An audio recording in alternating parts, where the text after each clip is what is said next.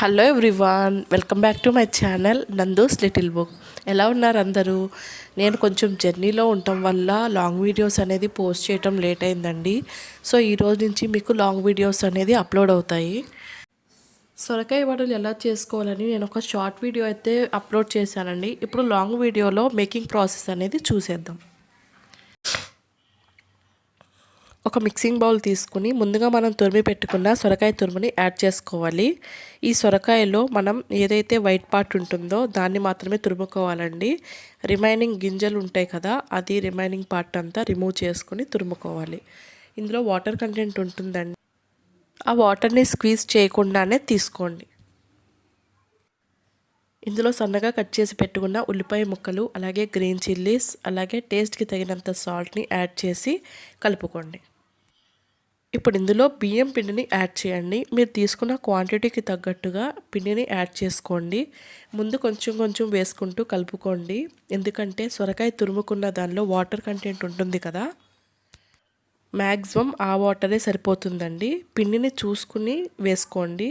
First అయితే కొంచెం వేసుకుని మిక్స్ చేసిన తర్వాత మీకు కన్సిస్టెన్సీ ఇంకా పడుతుంది కొంచెం అనుకుంటే అప్పుడు కొంచెం యాడ్ చేసుకోండి. వాటర్ అయితే అసలు పోయకూడదండి. మీకు గనక పిండి గట్టిగా అయిపోయింది అనుకుంటే మాత్రం కొంచెం జస్ట్ తడుపుకోండి. ఇందులో కొంచెం కొత్తిమీర చాప్ చేసి యాడ్ చేస్తున్నానండి. మీ టేస్ట్కి తగ్గట్టుగా మీరు కొత్తిమీరే కాదండి, క్యారెట్ని తురుముకోవచ్చు, బంగాళదుంపలు కూడా తురుముకొని వేసుకోవచ్చు అండి. ఇప్పుడు చూస్తున్నారు కదా, ఇలా వచ్చేలాగా కన్సిస్టెన్సీ ఇట్లా పిండిని కలుపుకోండి.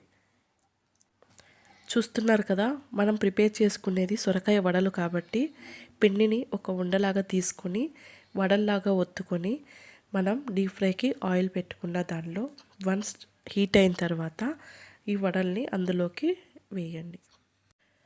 నేను ఆల్రెడీ ఒక కడాయి పెట్టి ఆయిల్ అనేది నేను హీట్ చేశానండి. ఇప్పుడు నేను ఏదైతే ప్రిపేర్ చేసుకున్నానో సొరకాయ వడల్ని ఈ ఆయిల్లోకి వేసి డీప్ ఫ్రై చేస్తున్నాను.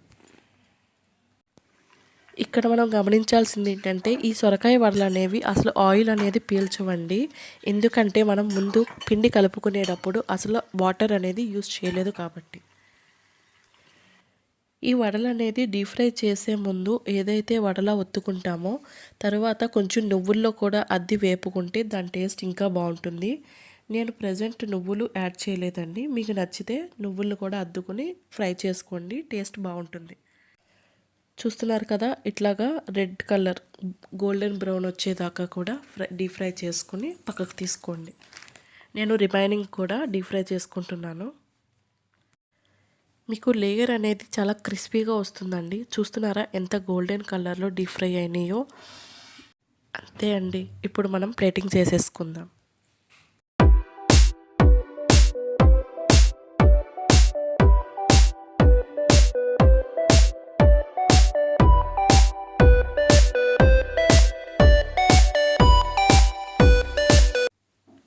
చూసారు కదా, ఎంతో క్రిస్పీ అండ్ టేస్టీ అయిన సొరకాయ వడలు ప్రిపేర్ చేసుకోవడం చాలా ఈజీ అండి. ఒకసారి మీరు కూడా ట్రై చేయండి.